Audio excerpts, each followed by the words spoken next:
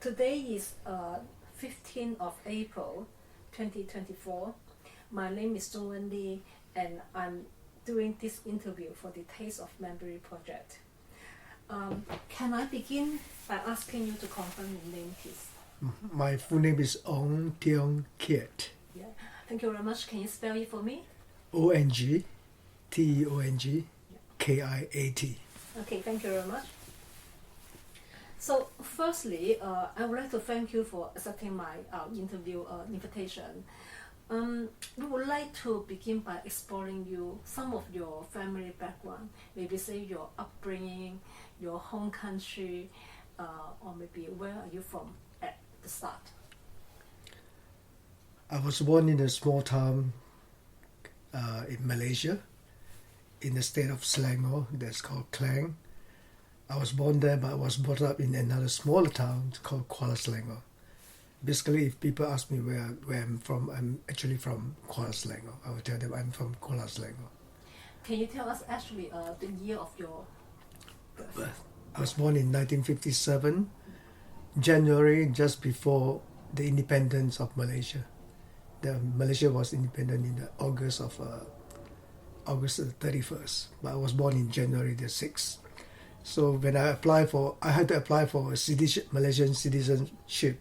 Before I apply for citizenship, I have to apply for before I apply for my identity card, I have to apply for citizenship.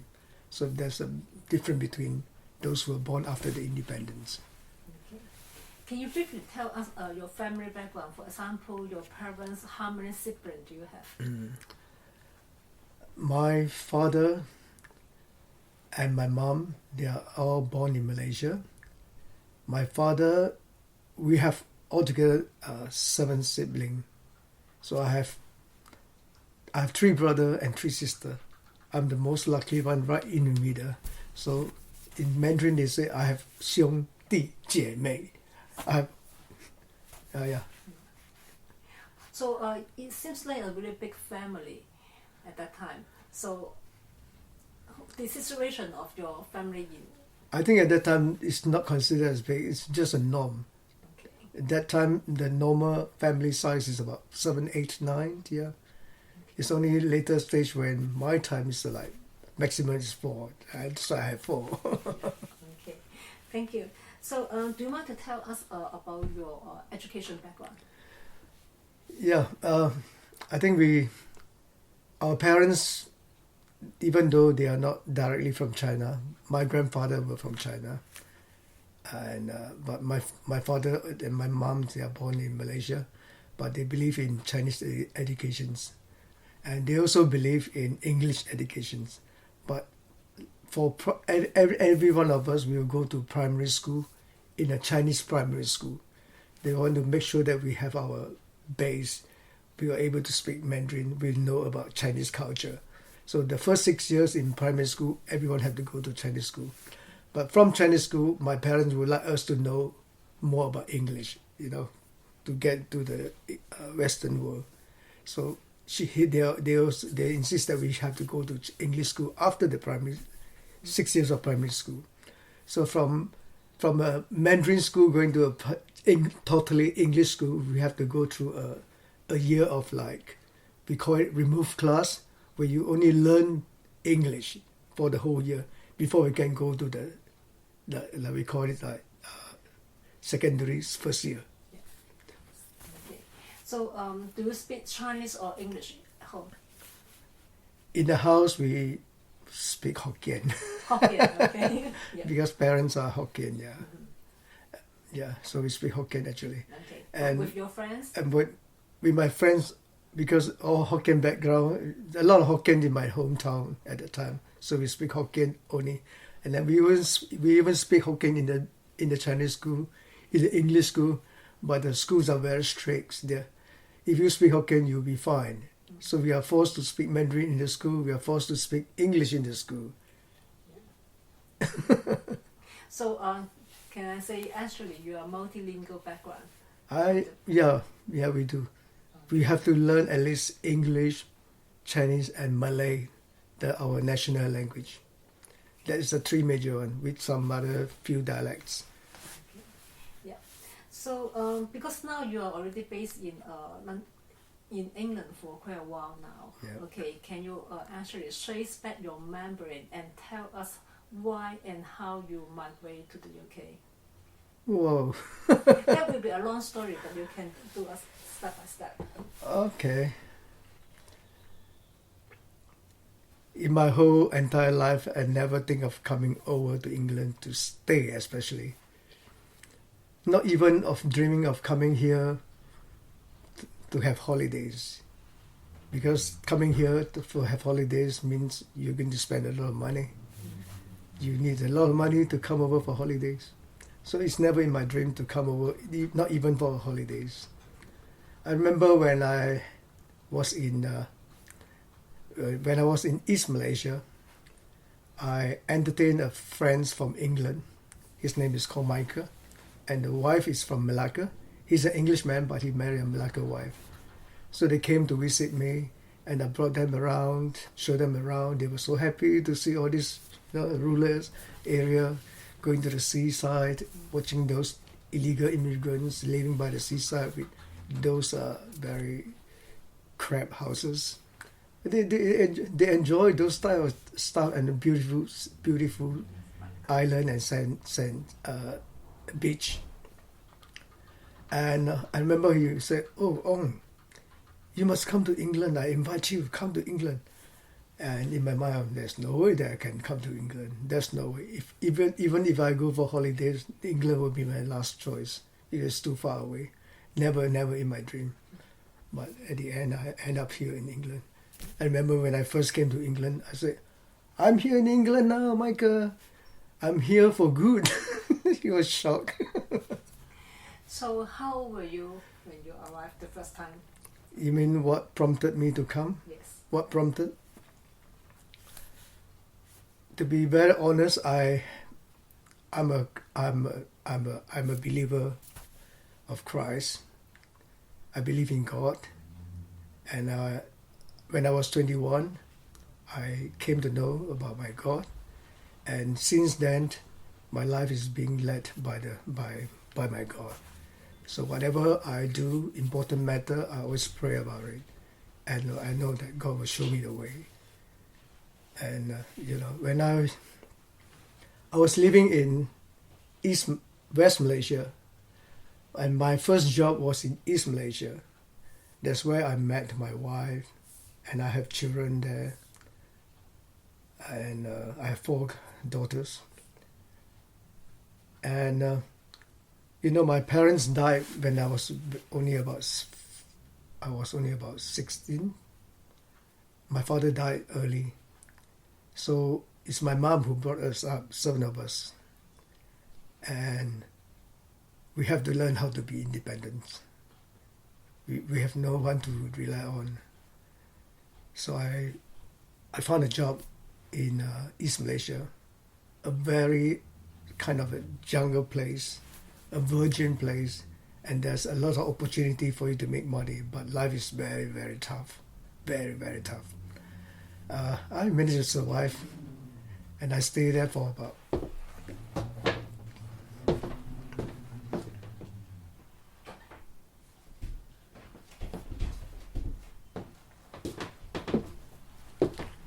Sorry, interview continued. I went to Sabah when I finished my A level, knowing that I'm not going to do well with my A level. Prayerfully, I get a pass to show my mom that I passed my exam, and but I know I'm not going to do well, so I'll have to look for a job. So I went to East Malaysia and found a job as a cadet planter, and I to cut my long story short, I lived there for 25 years. Lived in Tower for 25 years. When I first went there with a small bag. But after 25 years, I have my family. My wife is local, and I have 4 daughters, and I have my house fully paid. I have my land, a few pieces of land, and I have my business doing quite well. We were doing some kind of a cafe, and yeah, there's no reason I should come to England. I don't know why. But I think it's God's. I believe in God's leading. He sent a man every day without fail. I'll be at my counter. He will be in front of me, telling me all the good thing about England. Oh, you should go to England. You should. And for every day without fail. And that doesn't convince me, but it does convince me to try. Okay, and my God speaks in many ways, through nature, through people, through my pastor. That's the way my God convinced me. So I said, okay, give it a try. So I came to England with my friends. He also wanted to move over to England. He's trying to persuade me to come along with him. So we came here to try for 3 months. I said, okay, I told my wife, see whether it's suitable for our family. We came. I came here the first week. I said, no, I'm going home. But yeah, somehow or other, things just happen the way that God need to happen. And I pick up a short course doing some cake decorations. And that's how I stayed for 3 months. Otherwise, I would have gone back within a week. Can you confirm the year you came? It was, I think it was 2 years, 1 year before 2003. I think it was 2 years, yeah. It could be 2001. Immediately after the Twin Tower was, yeah. I remember, I thought the flight is going to be very cheap, but no, we still have to pay for a very expensive flight. Yeah. Okay. If we can go back to your life in East Malaysia. Yeah. Okay. You have mentioned that it was really tough. In the beginning, yes. In the beginning, yeah. Because start with nothing. Yeah. Can you briefly describe the 25 years you spent in Malaysia before you migrate to the UK? Yeah, 25 years in Tower was very good. It was very challenging. I always tell myself I'm a survivor. You can put me anywhere, I'm going to survive. I remember the first day when I stepped into Tower, I reached the airport in Tower. It doesn't look like an airport. It looked like a cow, somewhere like dairy farm. People farm cow. I thought it's like a cow farm. But and then the worst thing is after 1 week they sent me to the jungle, virgin jungle. The tree could be like so big, and that was my job, to cut down the virgin jungle. I feel very, very bad now. To cut down virgin jungle, they sell the timber and some of the good trees or whatever tree that is left behind, we just burn them. Yeah, and we started to plant oil palm, cocoa, and rubber. Yeah, I was one of the planter at that time, and but I know that is not my ambitions. I have a few ambitions: 1, 2, 3, 4, 5. My fifth ambition is to be a businessman. So I didn't work with the company for long, even though they like me, they keep promoting me, but I don't want to work. I just want to do a business on my own. It's always in my mind that I have to do a business. So without any capitals, I started a very simple kind of business that is called like newspaper vendoring. I became a newspaper boy, from a manager post to a newspaper boy. But I see the prospect of it, yeah. And yeah, of course, when I have not enough capital, so that's the only thing that I can do. I don't mind even if I have to sell drinks by the roadside. It's my own business. Yeah, even in the plantation, when it's not my own business, but I put in a lot of effort. I do a lot of things. I'm not only a cadet. I can be a storekeeper. I can be a company secretary. I'm a secretary to my manager. I do so many other things I'd be a typist. Those days there was so lack of workers, so you literally have to do everything, and even during the daytime I have to be a dresser. I give out medicine to all the workers who are sick. There's no doctor around in the jungle. Yeah, but it was very tough, but very nice and very challenging. When you go hunting, go to the river to catch prawns, you eat wild vegetables. It was quite fun, yeah. But but that doesn't. It's not what I want. I wanted to be a businessman, so I have to start something. So I came to be a delivery boy, newspaper delivery boy. That was my first business because I know I don't have much money. I pay a deposit of 400 ringgit to a newspaper supplier, the local bookstore, and I bought a Honda motorcycle, which is only a few $100 at that time. So I started my business. But within 6 months, the first 6 months was very, very tough. And I have my girlfriend, so at that time, my wife, I thought, I'm not going to, I'm about to give up my relationship with her because I know I'm having a very tough life. I cannot carry on with her. But she is very good. She had been a very good helpmate. Even though I'm a newspaper boy, she never looked down upon me. She insists that the relationship should go on. So when I'm sick, I can't deliver newspaper on my own. She would take her car and deliver newspaper together with me. You know, when you first start a business is so small, you have so few clients, and you have to go to everywhere, 东西南北, not south, east, west, you have to go everywhere.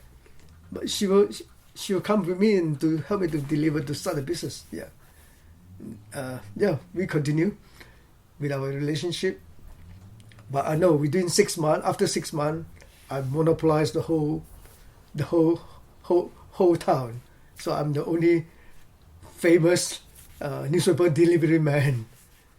And in fact, I left the business to one of my godbrother, and he's still doing the business with my name there on Teong Kiat until today.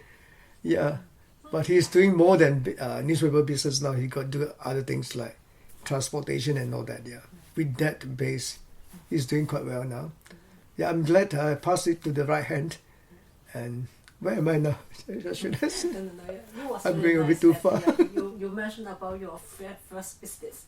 So, how from your newspaper business jump to your cafe or catering business? Because I'm in the business world, so any opportunity I'll grab it. Yeah, as long as I'm not going out to cheat people or do bad things. Yeah.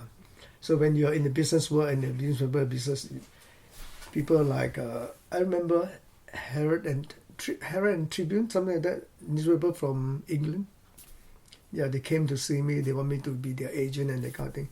I also have people like coming to me. They want to do like courier service, and I've been doing so many things. I've been direct sales, but I see in that area at that time, the most money making was to have a sandwich shop, doing a sandwich shop in the jungle.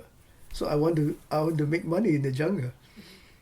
And so I had this opportunity. I was running a sandwich shop also in the jungle.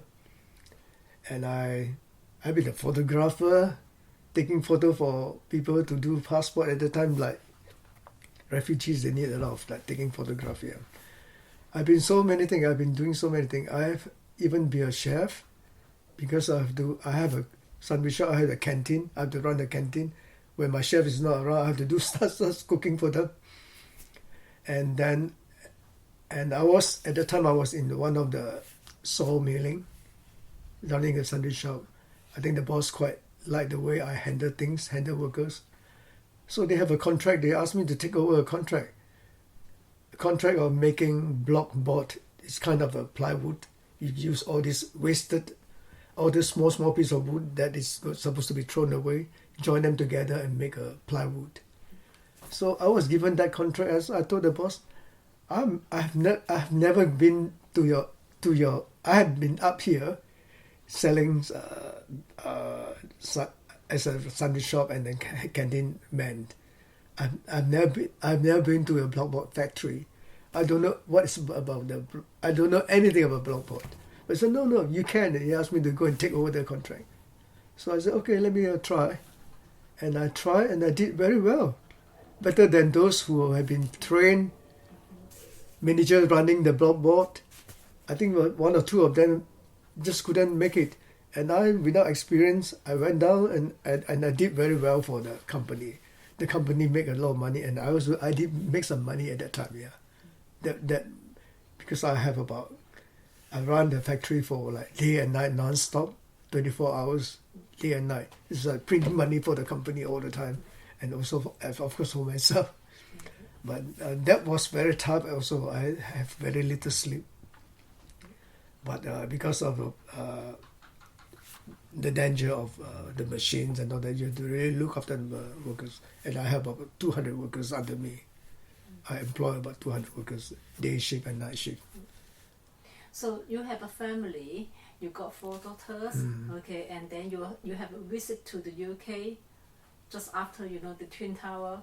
Okay, so what made you decide to bring your family over? That I really have to ask God. Ask the one on the above. Even though I've tried, after 3 months, I tell God, if it's your will for me to come, you prepare everything. I'm not going to care about it. So I after 3 months, I went back to my business, went back to Teong. I just pretend nothing happened unless God prepare. That is why being a bit of disobedient, waiting for God to prepare everything and not taking any action, I delayed exactly 1 year to come over. And delaying 1 year coming over make my life more interesting. If I were to obey immediately and come, I don't have to go through so many waves, so many problems. Everything should be very smooth. But because of my kind of disobedience, I delay. I try to delay, and I try not to come. But until I'm very certain, that God really want me to come. And even when I read the Bible, I was crying, God, I don't want to come, I don't want to come. And then when you read Bible or when you read a book, you're not concentrating when you first read. But somehow or other, something inside me promised, start again. Okay, I start again. And I saw this verse. Go to the place, leave your people, leave your country, and go to the place that I'm going to show you. Immediately I start crying with my Bible in front of me. I know that is like a voice speaking to me very strong. So I said, okay, God, I will obey. I will go. And people prepare my documents and I came.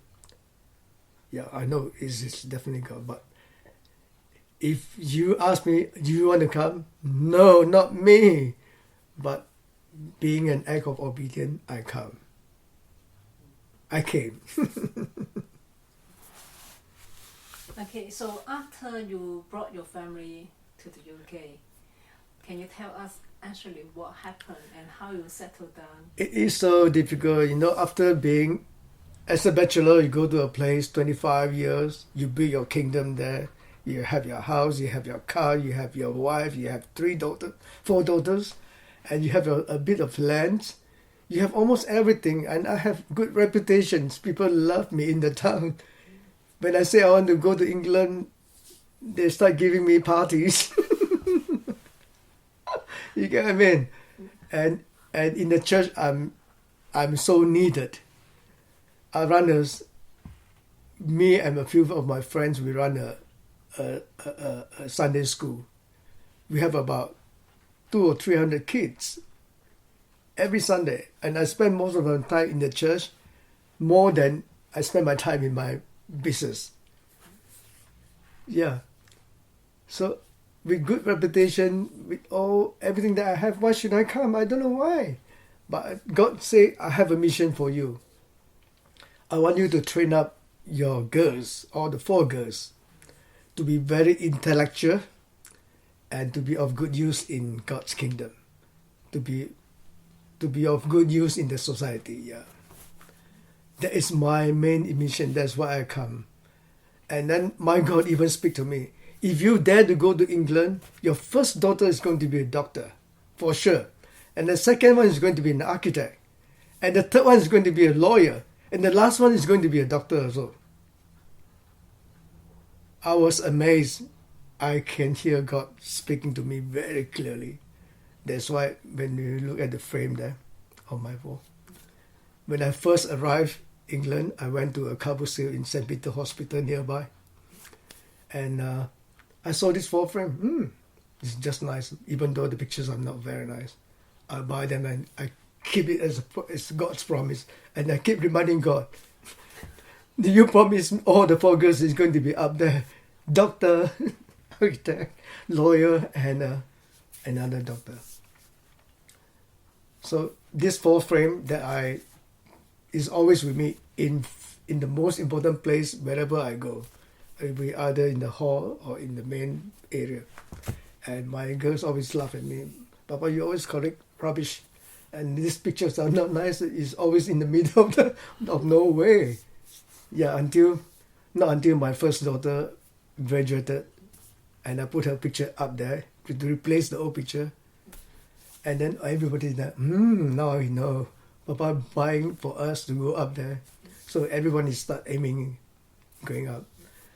And the last one went up, Delisha, was last year. So can you tell us your life in the UK and with your job as a chef or your business?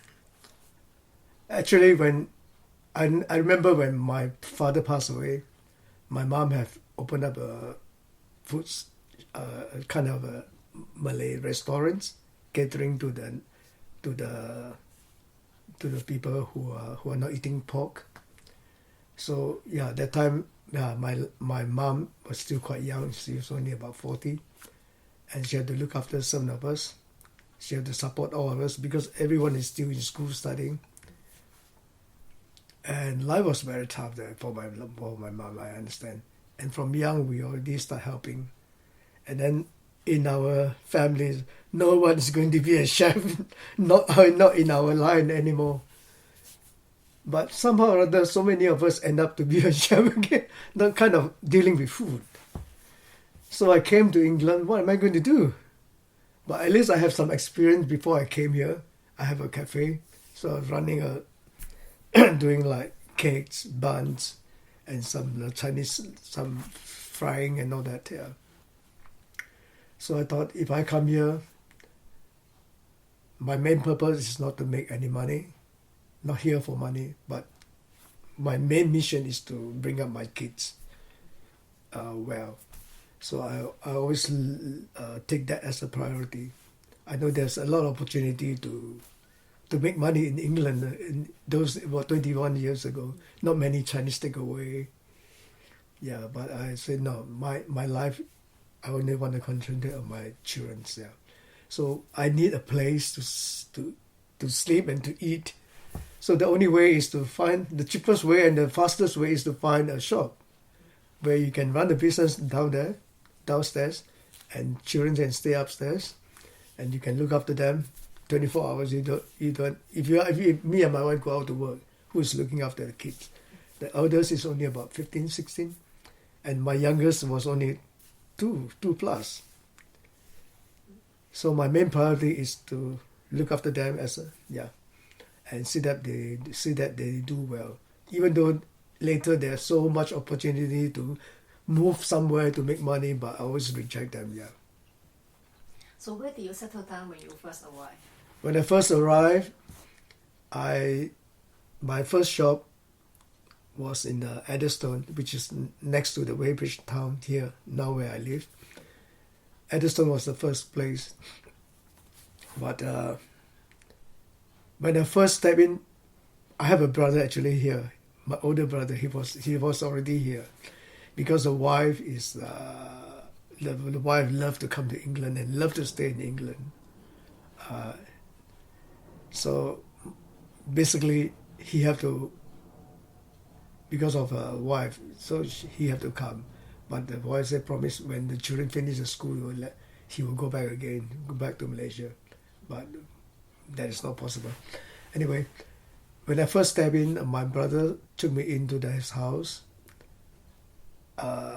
He told me that to find a place to run the business, it will take you at least the fastest is 6 months. but God was so good. I found the exact place that I want in Edison between like 2 weeks.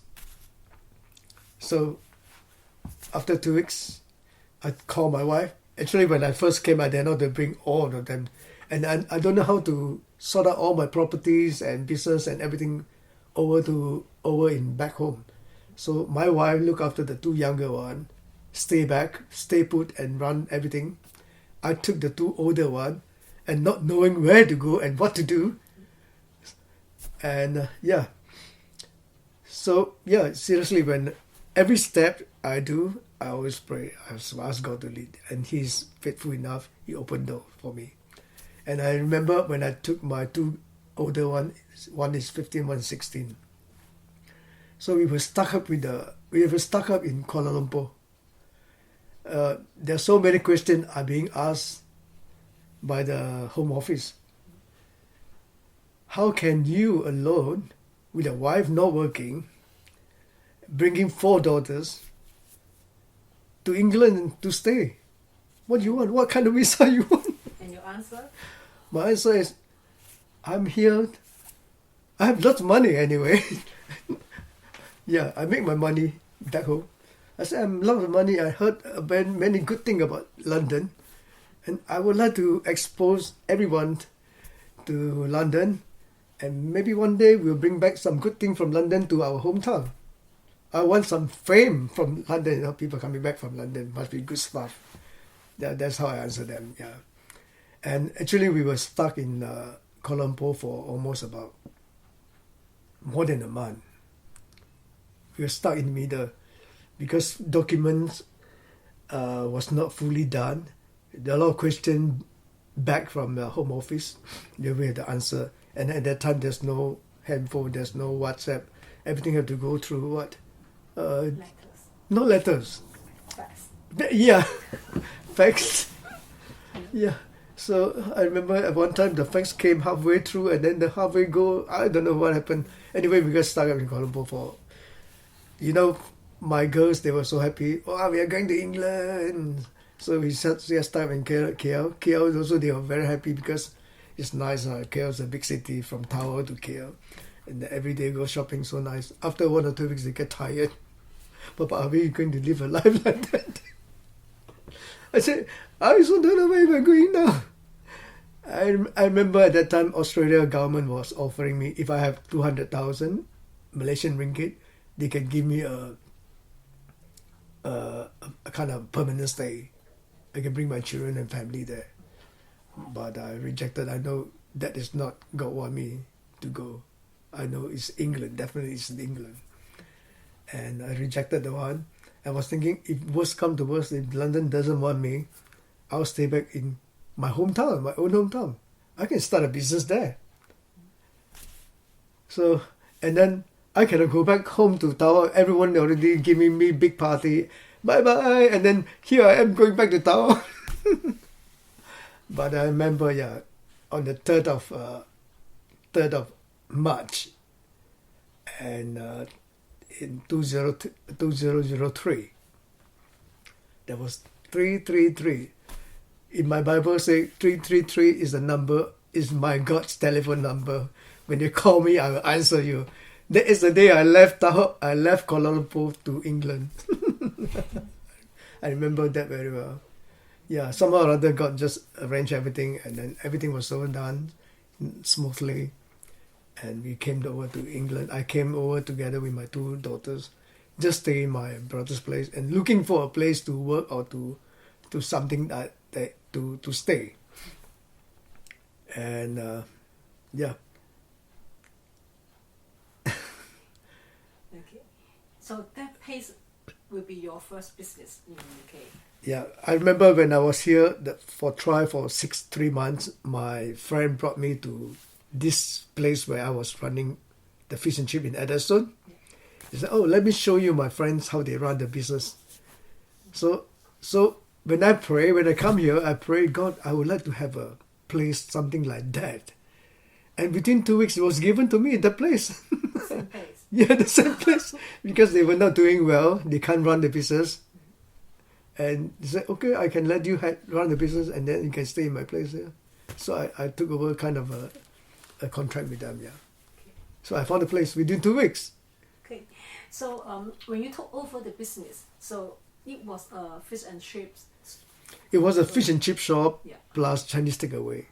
Okay. Something that we have never done before. So you continue using the same name for the business, or you create your own brand? Same. Yeah. I try not to do my minimum. And I thought it's only for a family and a business to run, you know. It's just enough for the family. There's no like ambition of making a lot of money now. Okay. So your wife and your another 2 daughters will join you? So after 2 weeks, when I was here 2 weeks, I found this place, confirmed. I called my wife, come immediately. And my wife panicked because she doesn't know how to release all the things. So there are a lot of things over there to do, yeah. And she had to bring the 2 daughters. But finally they Yeah, everything was done, yeah. I believe it's God's arrangement. Everything was so done so nicely and on time. So my wife came together with the 2 at the end of the month. And then we started our business. I came on the 3rd of March. My wife and we started to officially run the business 1st of April. It was really quick. It was very quick. Yeah. Yeah. Okay. Yeah. So from 1st of April, okay, Yeah. 2003, Yeah. that will be your family Opening, start yeah. for the opening. New life, yeah. Yes, okay. So this new life, how many years it lasts for your whole, working life? I know you're retired now. Okay. So tell us about all this life in the UK. Yeah. We stay in Eddystone for about 5 years. And then after 5 years, before 5 years ended, I've decided to buy over the shop. Somehow or other, God wasn't allowed. And we didn't buy the shop. And God opened another place for us in White Hart Lane. White Hart Lane is my second move. So we moved to White Hart Lane, and everything seems to be bad decision, bad management. I was a bit lost at the time, yeah. We wanted to buy the shop, but that guy who promised to sell the shop to us, refused to sign at the end of the day. I don't know the reason why. It's like everything was all already arranged, lawyer, insurance, bank loan, everything already done. I thought if I buy the shop, I can renovate the shop and I do the business bigger because now I know how to run. Not like when I first came here. When I opened the door in the evening or in the afternoon, there's no people walking by. How to do a business in the street? There's nobody. Back home it's like in the busy area.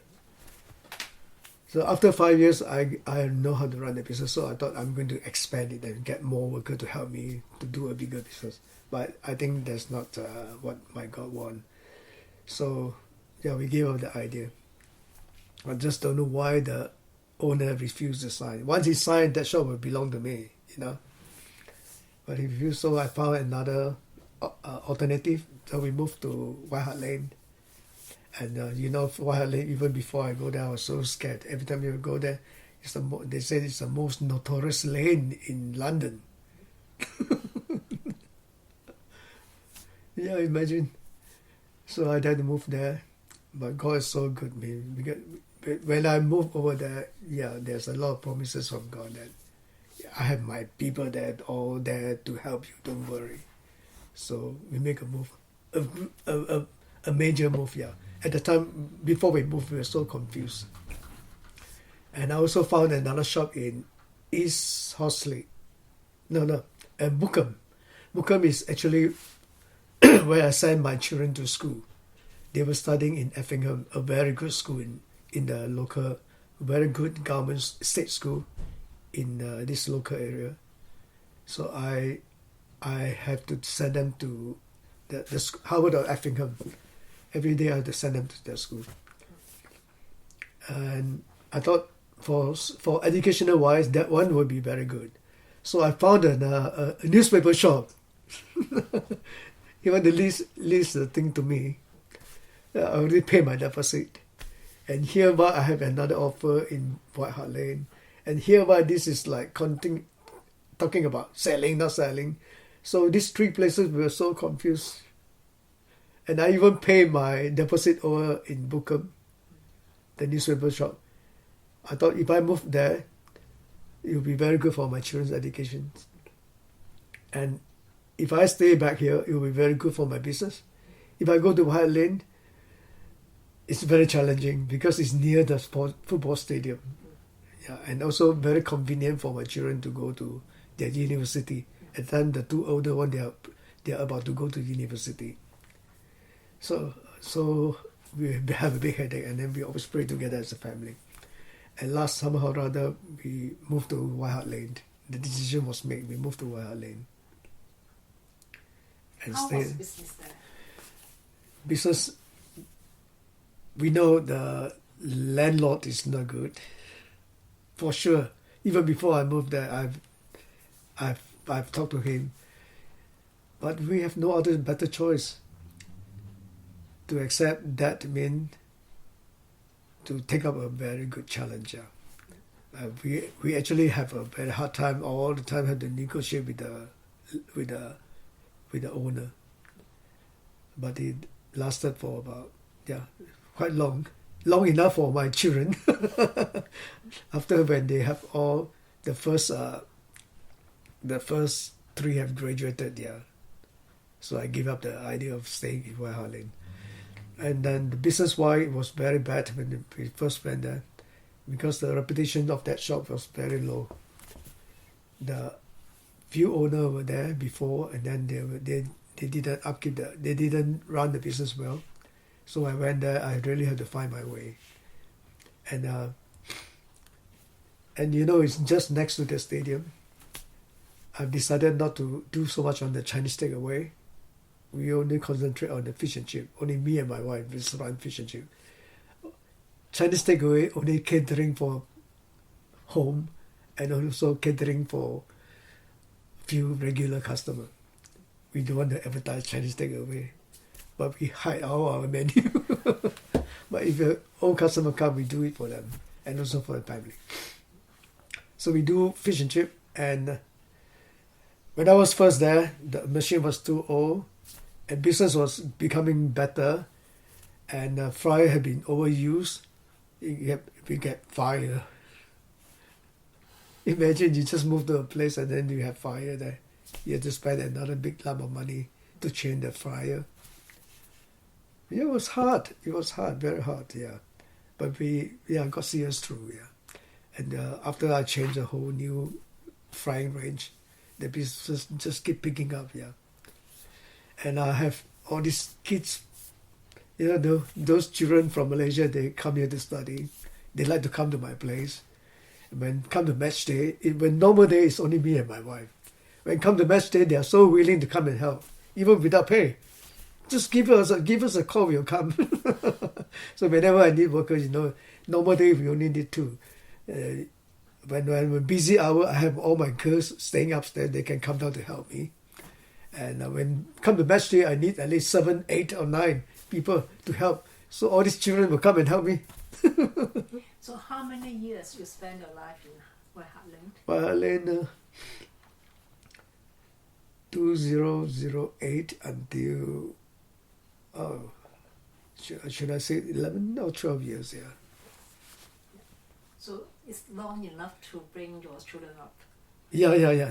To see the first 3. Yeah. Okay. Yeah.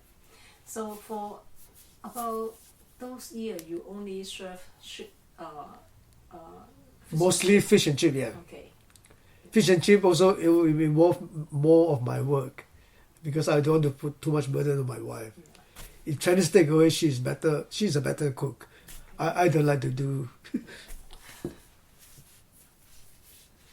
Okay, so how do you identify? Because for this project, we would like to find out the identity for the Chinese chef. So how do you identify yourself? Because you're from Malaysia, you're a Chinese ethnic, so you will see yourself as Chinese, Chinese British, or Malaysia Chinese.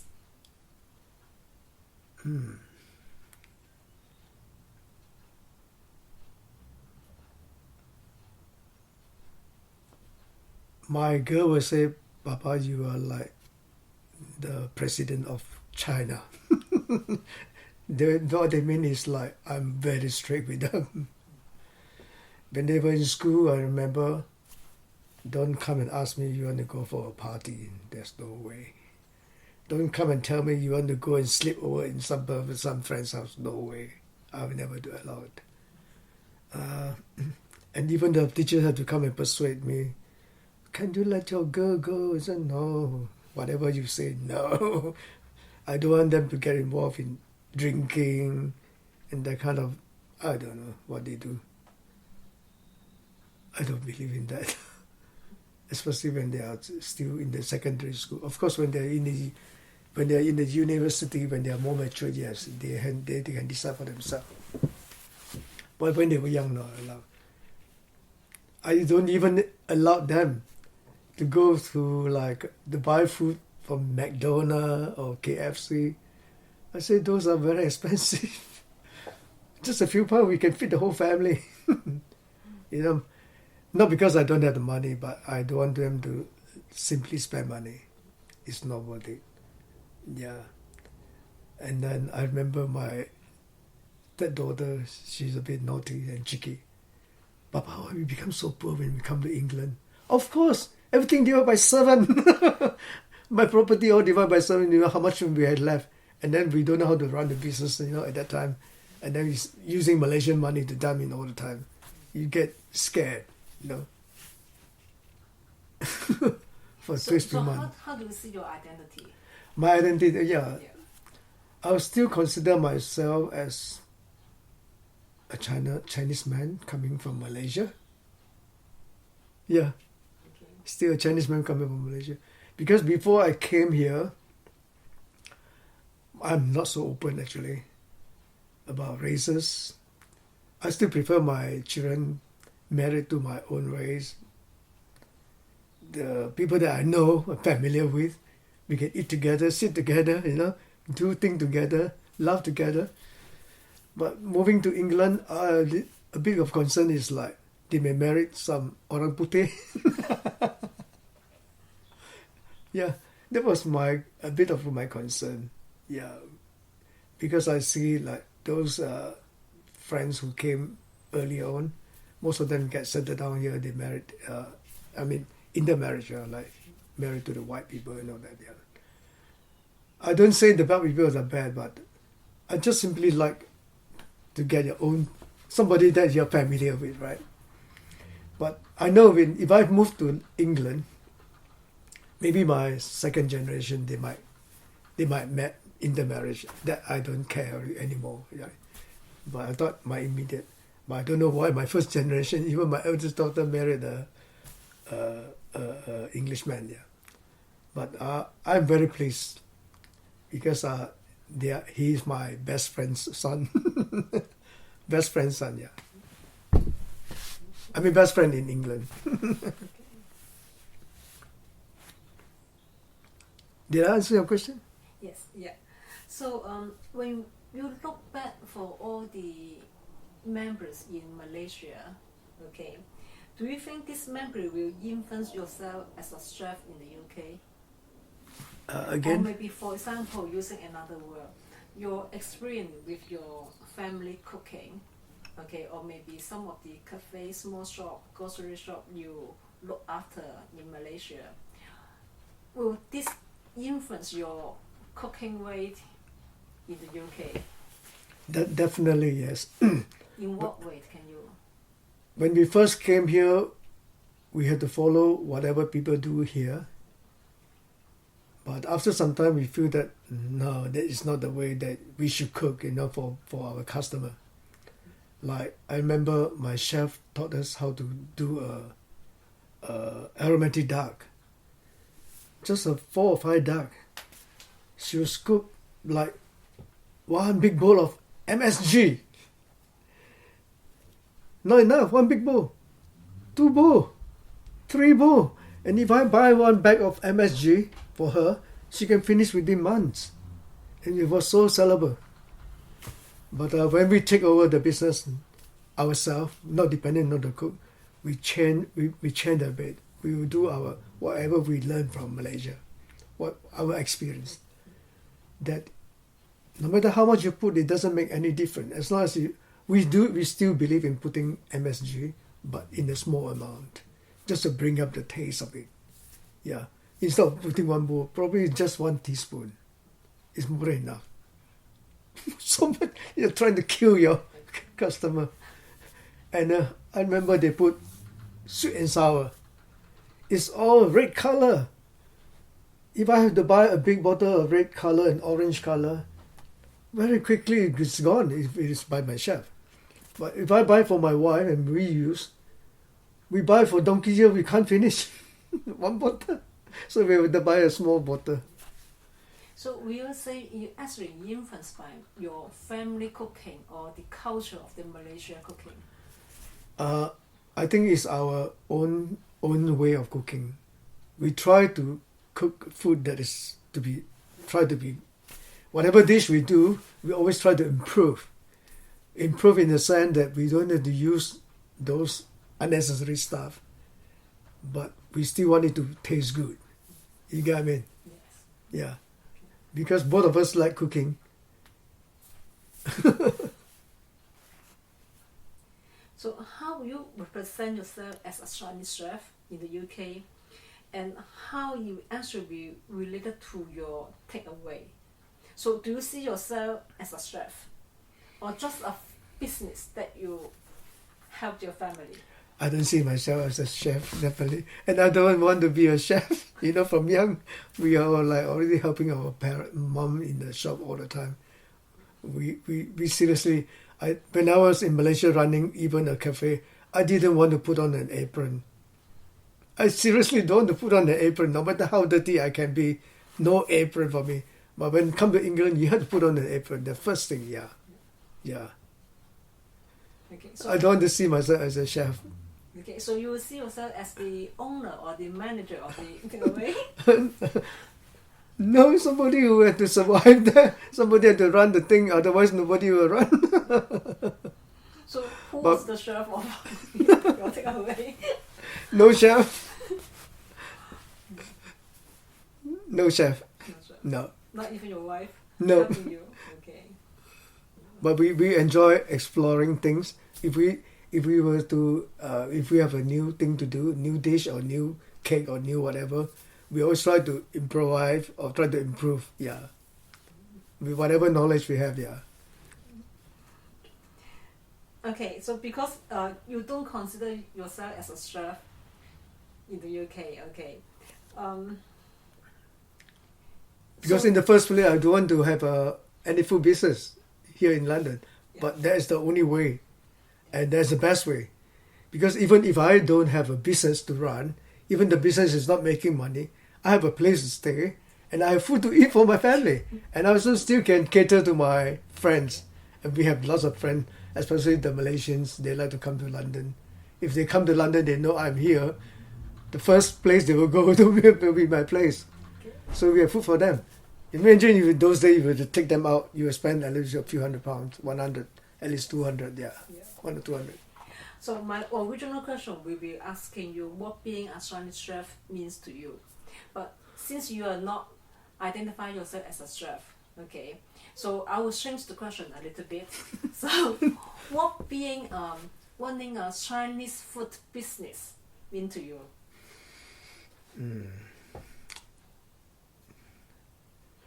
I know if I want to put an effort into food business, I'm kind of very kind of creative guy, and I'm alert of what people want and what people needs.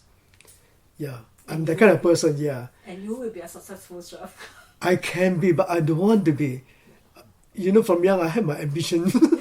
1, 2, 3, 4, 5, very clear. Yeah. Right from primary school. That was my ambition. May I know what what is the number one? Oh, you'll be surprised. Prime Minister. No, my first ambition is to be a doctor. I always want to be a doctor from young. Because I'm very good in my study when I was young. I would, like in the primary, I have all 100 marks, everything. Every subject would be 100 marks. My year ends report would be like all hundreds. I'm that kind of person. And when I go to secondary school, it's also top 1, 2, 3, or 5. I'm always on the top. My first ambition, I really want to be a doctor. But if we go back to the question, okay, running a Chinese food business, so what do you mean to you or maybe to your family? Again? Sorry, your question Yeah. again? So how being running a Chinese food business to you? What does it mean to you? You mean I want to run a Chinese food business? Yes, in the UK. If you have another choice, what sort of the job you would like to have in the UK? I have not much of qualifications. I only have A level. And I'm a planter. What can I do in the UK unless I go for further study? But situation won't allow me to do that, yeah. But if I have opportunity, I would like to further my study. I always tell my girl I can go back to university if I want. If you Open university, that actually, you can Yeah. do that, yeah. Yeah, but definitely not into. Even if I want to do into food business, I'll do like kind of more on the management side. Like if my wife like to do cookies, we can do a very nice cookie, and I like to make cakes, and like small 小事啊，like street food. Yeah. I like those things, yeah. But I'll try to. I have good ideas. I'll do it. Either I do it big or I don't want to do anymore. As a chef, yeah. But I don't want to be a chef. It's never in my ambition. You know, I told you my first ambition is doctor. Second ambition, architect. Third ambition is lawyer. Accountant. My fourth one is kind of education, teacher. Yeah. To be a teacher, and the last one will be in business world. If I'm not professionally, if I'm not intellectually qualified, I'll definitely go into business world. I won't mind to start with a hawker. I won't mind to sell drink by the roadside. I don't mind as long as it's my own business, and I feel fulfilled that one. And God is so good. God used all my girl to fulfill my first 4. Okay, so although you don't consider yourself as a Chinese chef, so what criteria you think a Chinese chef should have? Chef should not be just making money. Chef should be not just work and work and work. I see a lot of people, they just work and work for the sake of money, or for just because it's their job, they have to do it. But I always try to enjoy whatever I do. Even though I don't want to be a chef, but when I run a Chinese takeaway or a fish and chip shop, I always try to enjoy myself. And even, in White Hart Lane, I have to cut like at least 20 bags of potatoes. One bag is 25 kilo. During a match day, I have to cut at least 20 bags. Alone. And I have to fry them alone. I mean, with the fry and then refry, so that it could be quicker, right? Imagine. So I try to enjoy myself. I take it as my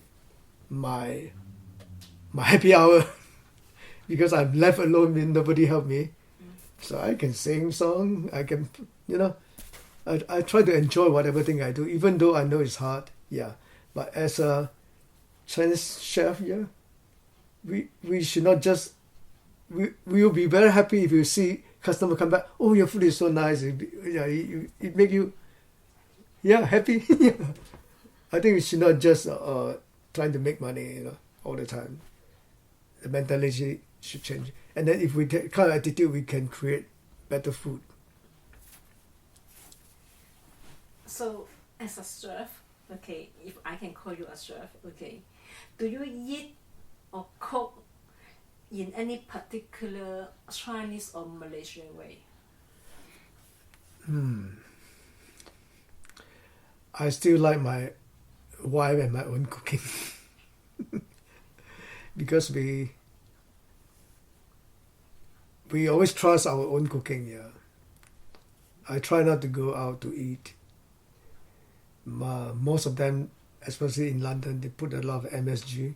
The moment you taste it, the moment you put into your mouth, you feel so dry and taste and I don't know. I still like my own cooking. Yeah, we try to do our own cooking as much as we can, but of course we do go out and eat once in a while. Yeah.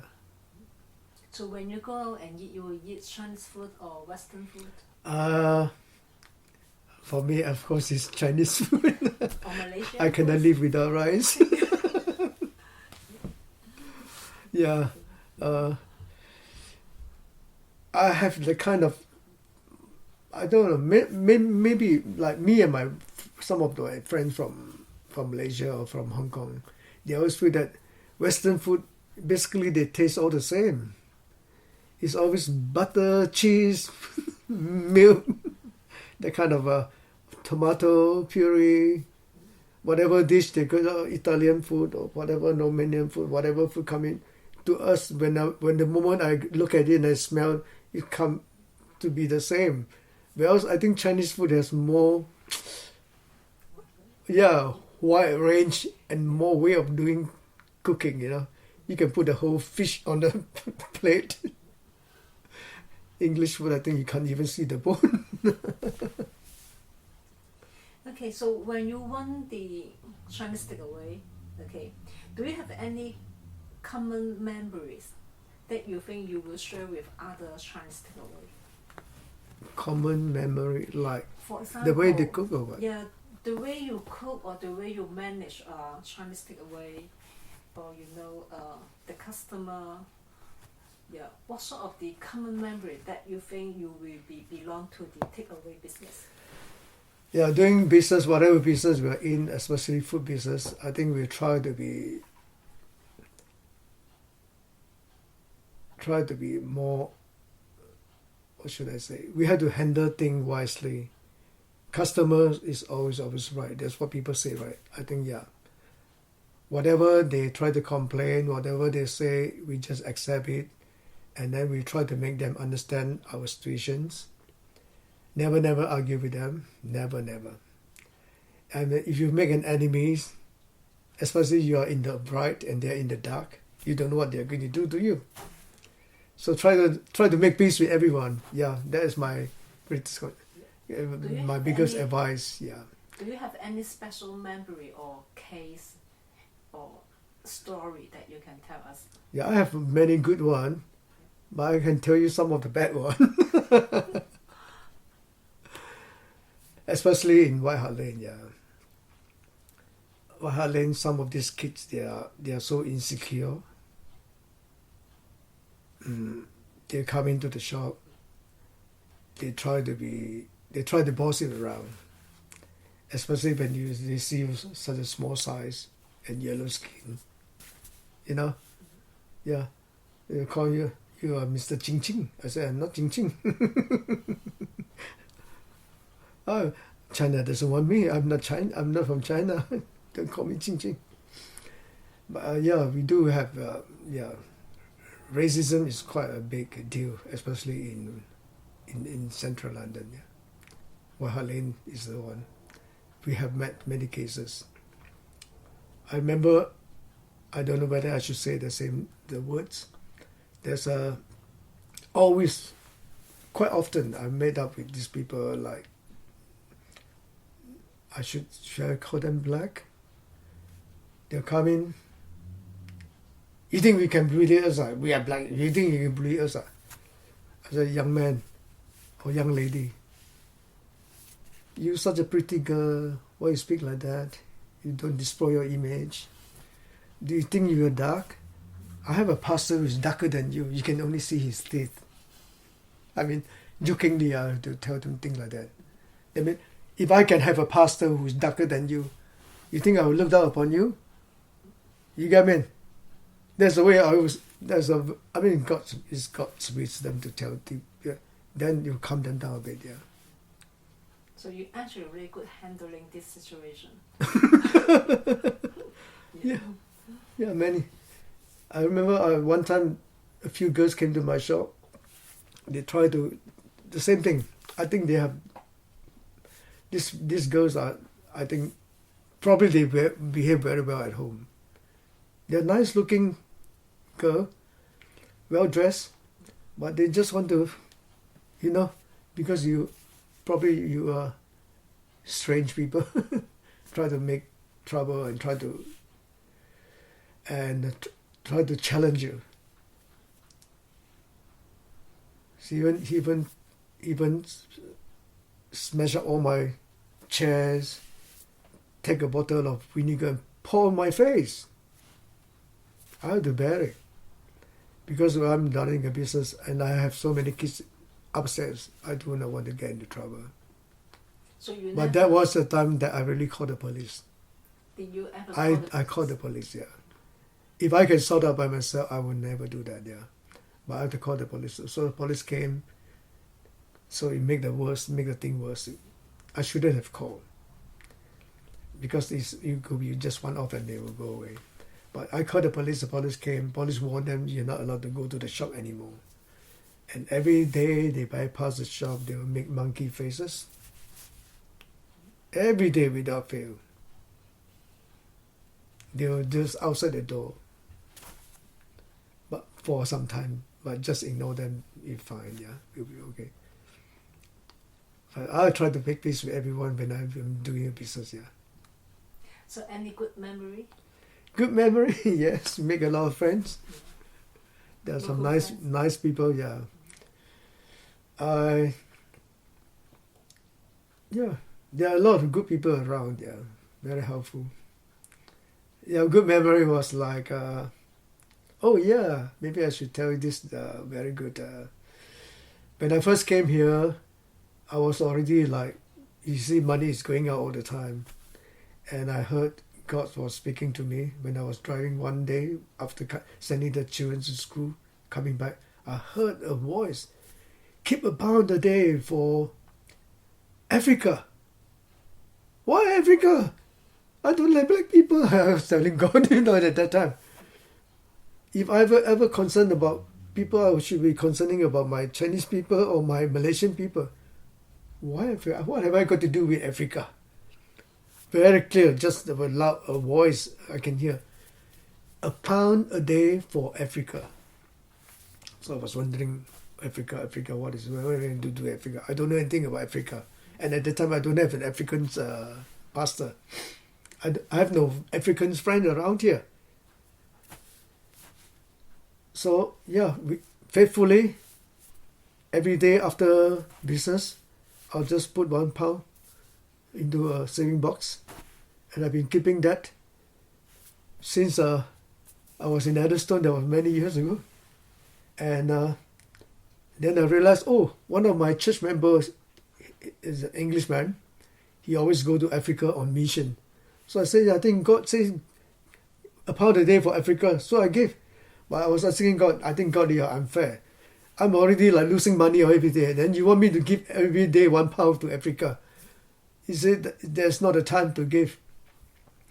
But when I faithfully do that, and I remember when I do delivery, nobody gave me any tips.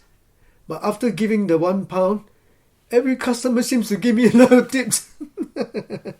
Sometimes I have a customer who gave me, I remember at one time the customer said, I told him it's only £20. And then he gave me like £30.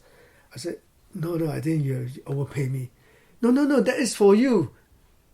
And another case happened was like, I think it was almost near Christmas, that I didn't deliver food to her house.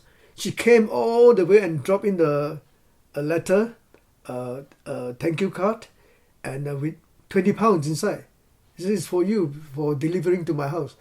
Why it never happened before that, It only happened after I give my dad £1. And so I've been faithfully giving mission work for Africa, people in Africa. And my friend is doing very well. He's like, he go to Africa, but to all this rural area. And I also, And on my own will, when my business was getting very good, so I kept £2 and I increased to £3 and increased to £4. Not only for Africa, like it's involved in India. Yeah, I've been faithfully doing that. Yeah, for until my business is closed, so I got no more money. Okay. So now we would like to find out actually what anything that you think can be represent Chinese chef in the UK. So when we say anything, is actually any object, like for example, a wok, a teapot, chopstick, or whatever, that object that you think is actually can represent a chef, a Chinese chef. A Chinese chef. Yes.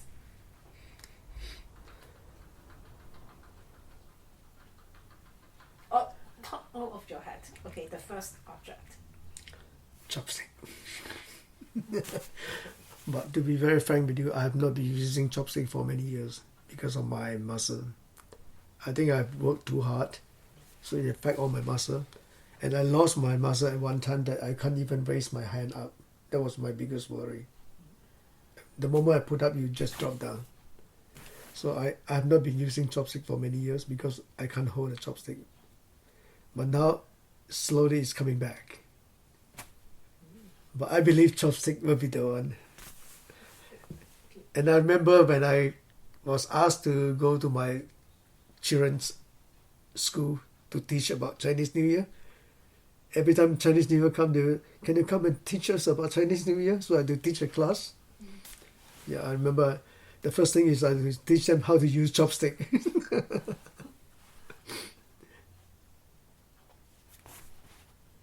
What is your view on authentic Chinese food in the UK? Can you explain a bit? Because you are from Malaysia. Yeah.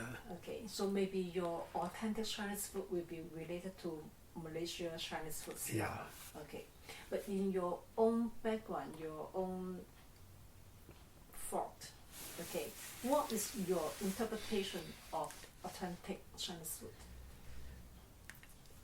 Whatever Chinese food we cook, it had to be from the wok to the table. That's it, and eat. No wasting of time. So that's authentic. Yeah, to me that is the one. No matter how nice it is, if you leave it there for some time, everything is less now. Less. Yeah. The value will be. You have to be from wok to the table and eat immediately. Okay, so it's not actually about the ingredient, the cooking method. It's actually how you serve the food.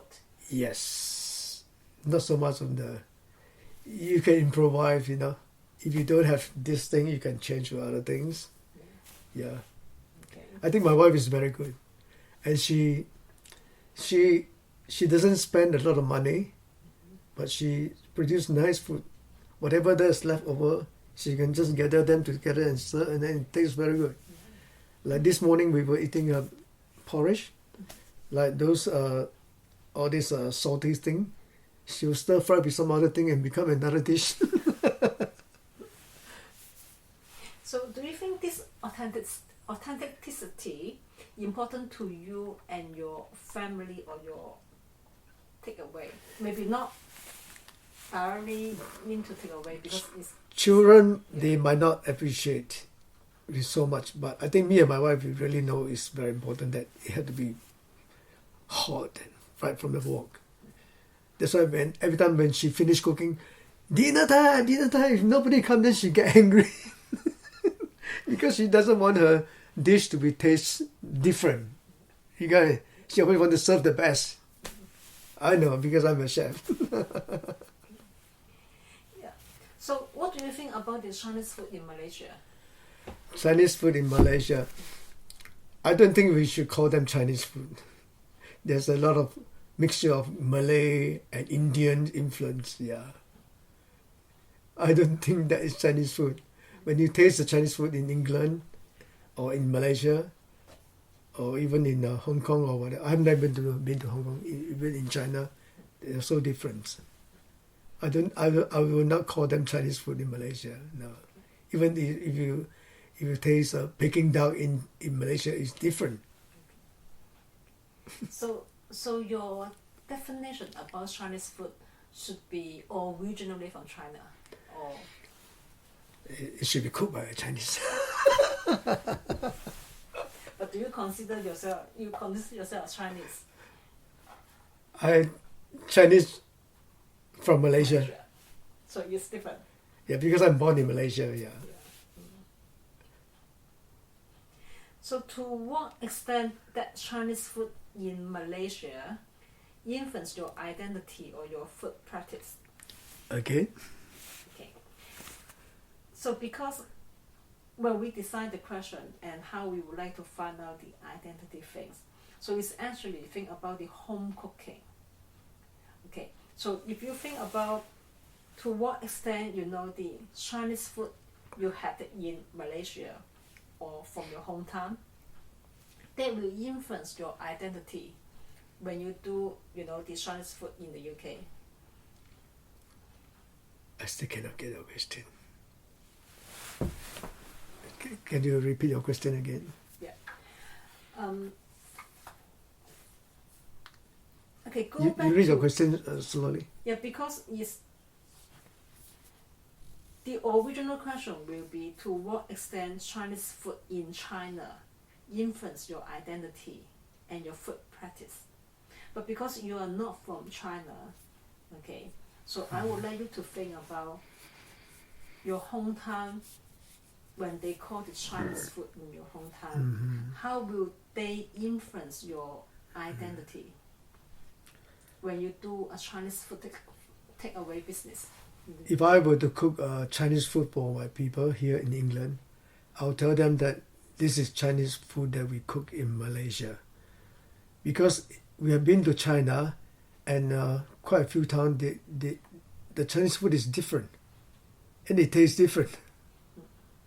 Besides like bao is like quite common, right? 饺子 is quite common. But I mean it's real cooking dish. It's all different, yeah.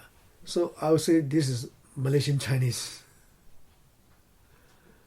So we cook like curry. But the way we cook curry and the way people cook curry here, the Chinese from China, they're totally different.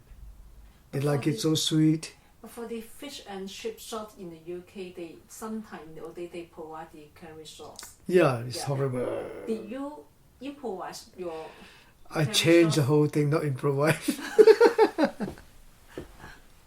And I tell you, we have actually the best curry sauce, my wife. Yeah. And we have to get special ingredient from Malaysia. We don't buy the local curry powder. If you use the local curry powder, it becomes like very Indian curry, which I personally don't like that kind of smell. Okay. Not to despise the Indians curry, but I personally I don't like that kind of smell. If I smell that kind of curry, I know it's cooked by the Indian, not by the Malaysian Chinese. So our curry sauce in the fish and chip shop, we use the Malaysian curry powder, the Malay one, and we have to buy from Malaysia. And people always praise my wife for that special curry sauce. Even the richest man from Malaysia come to my shop. I want that chip with that curry sauce. They always remember our curry sauce. They even ask us why don't you make a factory and sell curry sauce? So actually, the customer at that time they can differentiate the difference. Oh, of the curry. oh, my curry sauce. They seriously love my curry sauce and my wife chili oil. We change everything. So what was your favorite food when you were young? My favorite food. Food or food? What I want to eat. When I was young. When I was young, of course, chicken. What type of chicken? Any dishes about chicken? You know, I remember I like my mom. When my mom is like, you know, when they have this maternity. When they were doing their maternity, they cook those chicken with a lot of ginger, with a lot of sesame oil. And now we can never get back the taste. I don't know why. They call Mayuchi. mayoji, yes. Yeah. Wow. Even when you talk about the chicken now, I think of that kind of smell which I can never get back the same. Probably the mayao is different again. Probably the ginger also tastes different nowadays. I don't know how they cook. It's so nice. And also the chicken probably is not the right chicken that we use. They can walk. We had to the leftover in the 那个橱柜 we had to go and steal and eat. Why this is your favorite? Is anything related to your childhood memory? Because when we were young, we only have chicken during celebrations. Not like nowadays, too much chicken, everyday chicken. It's sick of the chicken now. But why mayoji? It smells so good. It smells so good. And another one I like was I always steal from my mom's the special cabinet for keeping the food. Fried fish. Those we call it kambong. I think it's mackerel here, but the smaller version. Deep fried, fried until it's very crunchy. It's so nice. I mean, when I was young. Yeah. Yeah, I remember those things. Yeah. Okay. You love it because you have to steal it, or because you related to any memories? No, I think I like the smell, the texture of it, the smell of it, of the ma yao ji, and also the fish like that. No, I think fish with just one little bit of boiled rice, it tastes so good. And then the fish, they put a bit of salt, a bit fried. Yeah. I mean, when I was very young. But of course, when the age grows, changes. But when you talk about this memory, do you still remember the special cabinet? Yeah. I know where is it. Can you describe the cabinet for me? You know, those days they have this special cabinet for keeping food because of rats and housefly. In front they have like wire netting, mosquito netting, so it would airy, right? Yeah, it's a square box with 4 doors. No, with 2 doors but 4 windows. And then on the leg, and then the leg we have 4 bowl. And then that kind of bowl to isolate the outside. You can put water to isolate the ends from going up. Yeah, that's a cabinet. I can even smell the cabinet now. So every household at that time you have one cabinet? Yes. Thank you very much. This is a really good memory. Yeah, Malaysia, ants, flies. Okay. Have you traveled back to your hometown? Yeah, well, for me, not so often, but I encourage my children to go back more often because that's where they were born, there's their root, their friends, their family all there. So I want them to still have connection with the people there. So we are actually very well connected because whoever come from there, or friends or relatives, they will come and because not many people in London. I'm one of the rare one. So when they come to England, first station will be in London, will be in my place. So we have very good connections there. But me, I cannot because of business. If I go away, I have to close the shop. When they go away, I still can run. So, but after you're already retired now, Yeah. are you traveling back quite often? Yeah, I travel back often. I don't like to travel personally, but my wife is the other way around. I personally don't like travel, going up on the plane and coming down from the plane. That is very time consuming. I like to stay in the house like that, yeah. Okay, but you still travel? Yeah, I do travel. Yeah. If to meet up with friends, I'm very happy to go, no matter how far. Okay. Yeah. So, not sightseeing.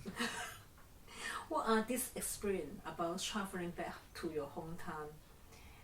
Do you feel will be more reinforce your identity, or you want your children to have the Chinese identity?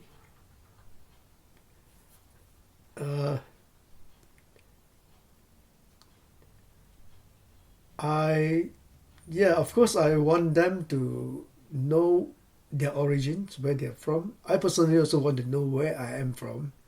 That's why in my old age, when I retire, we have a group of friends, a group of relatives, all my cousin sister, we make a trip to China to find our route, and we found our route in they call it Fujian Nanan Xian, and that address was given to me when I was very very young. My grandpa passed away very young. My grandma kept asking me when I was only about 5 or 6 years old. She said, "You have to remember your grandfather's address in China." So we have to memorize. Until today, it just come out automatically from my brain. So there's always a longing of wanting to find our root, where we are from, and we found, and we have so many relatives there. But I only managed to get in touch with them. Only 3 of them, yeah, very close to me now, as relative as friends, yeah. Do you request your 4 daughters to memorize the address? I would like to bring them back and to show them this is where our ancestors. But it's up to them. Now the world is opening up. There are people everywhere. You can see white, red, black everywhere, even in Malaysia. Yeah. Not like those days when we were young. If we see a white man in town, wow, there's a white man in town. Or you see a black man, wow, another black man in town, you know. But now it's everywhere now. The world is different now. So it's up to them. Yeah. But yeah, I still would like to let them know where we are from. Although you are doing a Chinese takeaway, but where do you get the inspiration for your cooking?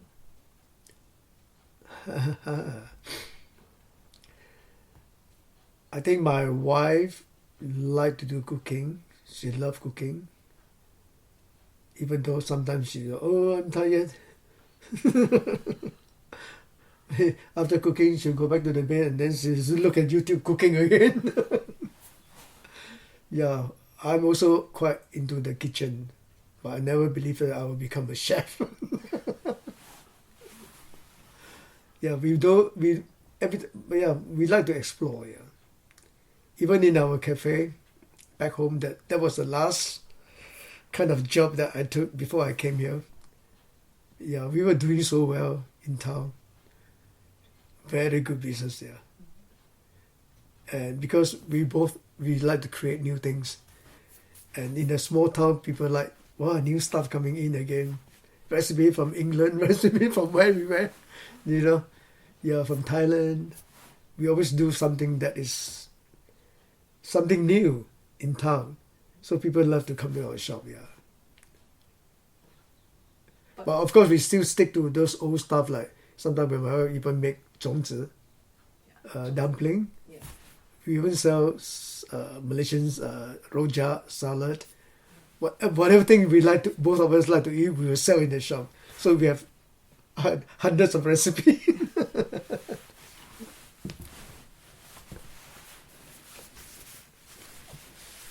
Okay.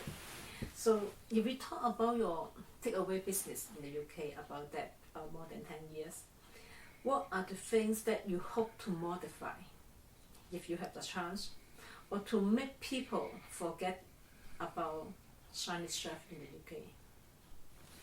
So it means, in other words, okay, for this career in the UK doing Chinese takeaway, is there anything that if you do it once again, you want to modify? Or maybe you can make it better, that, or you identify there's no good that you want to change for the community? Chinese food. It can be cooking, it can be the management style. In overall, that if you can do it again, what would be the difference? If I ever want to run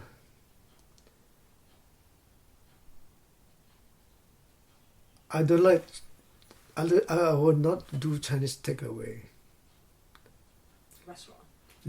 Because I believe in walk to the table. If I will have a chance to do a kind of bigger stuff, I'll do like food court, where there will be many stores serving many different type of food, each one in charge of certain food. So you are specialized in certain thing, he's specialized in certain thing. And then when people go there, they seriously enjoy all the food there with all the good quality food and good chef who knows what they are doing.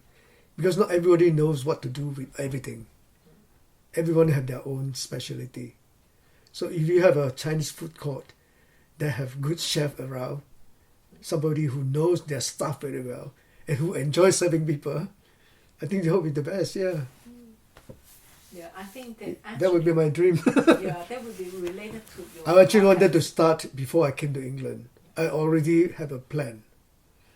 But not knowing God, I will already start renovating my shop and wanting to do and not wanting to do, because wanting to come and not wanting to come. And by the time I said, no, I'm not going, I get it done. The moment I get it done, I'm here. Yeah, that was my plan. I wanted to do something like that, yeah. With my own, I have so many good recipes. I have cakes, I have buns, I have kind of ice kacang, that kind of thing. Special drinks. And then, all just Chinese like, Tong Dao Sui, whatever it is. We always improvise. We have recipe for that. Not simply add sugar, no. Do we still keep those recipes? I have a file. I have my own file, but I have not opened for a long time because we don't need it here. So, which one of your daughter will inherit your recipe? None. I make sure they don't be a chef. But they can enjoy the food themselves? Yeah, they do. I remember when they go for exam, I said, take a food as a subject, you will get an A because I have a lot of nice recipe. They said, Papa, it's not just about recipe, it's about other things, yeah. But the teacher enjoyed the recipe because it's Malaysian. But did you and your wife actually teach your daughter how to cook? I don't think it's teaching, it's like automatic. They're observing. Automatic, like when we were running a food business back home, when we bake buns, when they were kids, I would just put it on the table, they start rolling the buns. I think it's automatic, yeah, they learn, yeah. So I think they can survive even with them without our teaching, yeah, they can survive. That actually you answer my next question would be, what will you pass to your next generation about your life and skill of being a chef? Okay, so your next generation is actually automatic pick up the skill. Yeah, we don't purposely teach them.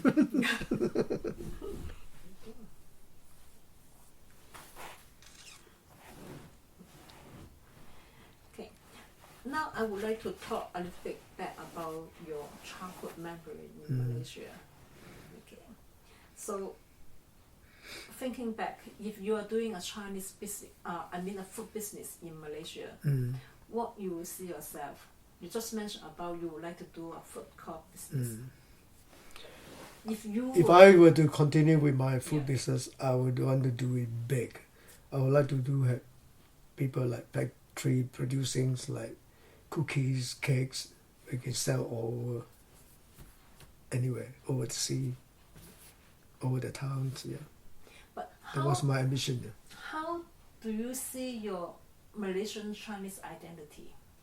So you'll be more Malaysian Chinese or Chinese because your father or your grandfather is from Fujian?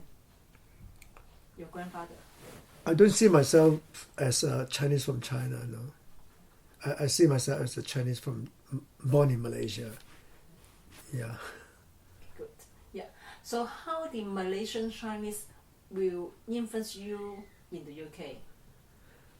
Malaysian Chinese, the identity. Malaysian Chinese influence, I can't get the question. In the UK, for example, if you say because a lot of British, they may not able to identify. Oh, you are Singaporean, you are Malaysian Chinese, or you are from Hong Kong or from China. They just see you as Chinese. Okay, will you help them to actually make sure they know you are not from China, but you are from Malaysia or from different country? It doesn't make any difference. I'm just a human being. Whether I'm a Chinese or a black or a white, I'm just a person. But will you correct them if you say, "Oh, you are from China"? Will you say, "No, I'm not"? If they say I'm from China, I'm fine. Some of them thought I'm Japanese. Some of them thought I'm Korean because I'm short. It doesn't matter to me. Yeah. But if you were to ask where are you from, I say I've come from Borneo. So it sounds like a jungle, just to make them happy. I come from Borneo, a jungle. We stay up on the tree with the chimpanzee, with the orangutan, and we come to the city. We love the city, London. But seriously, we both like city, London. My wife and myself. We like to whenever we are free, we like to walk around the London town, London city. It's very, very nice. Yeah, I don't think I would like to, and then it doesn't matter. To me, it doesn't matter. Unless they call me Ching Ching, which I don't like. It's like called the Pakistanis Pakis. It's not nice, right? And then they call the Chinese people from China Ching Ching. It's like an insult. Yeah, if they use words like that, I don't like. Yeah, I would not tell them that I'm not from China. I would not tell them. But I say that is not very nice. I'm not Mr. Ching. But you've found discrimination Huh? exists. I mean, discrimination during your whole business life. It was there, right? Yeah, because especially in London, it's such a big city, and people from all over the world are here, and people from different background, different culture, different kind of brought up. So you meet all kind of people. That's why I think God is very good. He exposed my children to all this. So they are very independent. They are quite intellectual now. They are independent. If they want to go anywhere by themselves, I'm very pleased. But I remember the first time I brought them from Taiwan to Kuala Lumpur, they don't even know how to cross the strait. It's like a chicken from village. You put them on the road, they just really run wild. They don't know where to go, no direction. I had that kind of feeling when I was in Kuala Lumpur. What, my kids doesn't even know how to cross the main road. Like, Papa, look left, look right. You know? But now they are, yeah, I think they have learned what they should learn, yeah. So, thank you for answering all our questions. Are there any other story or memories that you would like to share with us before we end the interview? Because I may, miss out some important question or... Yeah, people always ask me, will you, if you have another choice again to whether to come to England or not to come to England, will you regret of coming? Will you? I never regret. I'm glad that I obeyed God. I only regretted that I came 1 year a bit late. That bring me a lot of problem. But somehow or other, we have gone through all the problem. But if I were to come immediately, I would have a better journey, a safer journey. And will I come again?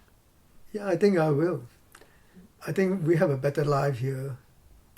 Even though we are not super rich, maybe if I was to stay back there, I could have acquired more lands, more property. But I will miss one thing that I have not missed. By obeying God to come here, I have my family life. My family is always with me. If I were to stay back and make a lot of money and sending them back here to study, they might not go home. And I will lose their childhood, family together. So by obeying God, I realized, I have my family always with me. So even after they get married, we still stay together. Yeah, there's no regret, of coming. And I have two very good son-in-law, even though he's one man, the other one from Hong Kong. Yeah, they're very good, and also their parents are very good, all very good. But to look back all your life, to summarize your career, you still don't want to call yourself a chef. I never intend to be a chef, and I don't think I'm a chef. I'm like my mom say, in Mandarin they say, 全身是宝，没有一把而立的。I've been doing so many things and I'm successful in everything that I do. But after I do something, I have better thing to do. I pass my thing to another person. You know, I never stick to one thing.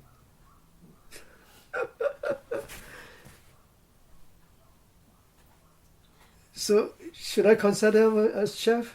I don't think I'm qualified to be a chef. I just happen to be a chef. For survivor, no, I'm a survivor. I think better that way. You can put me in any situation, I will survive. But were you happy with your chef life? I told you I try to enjoy whatever thing I do. So chef life is one of the things, yeah. Okay, thank you Yeah. very much. Once again, I really appreciate that you accept our interview, and I would like to share this story with other people as well. No problem. So, yeah. If it's good for them. Okay, thank you for your time, and interview ends. Yeah.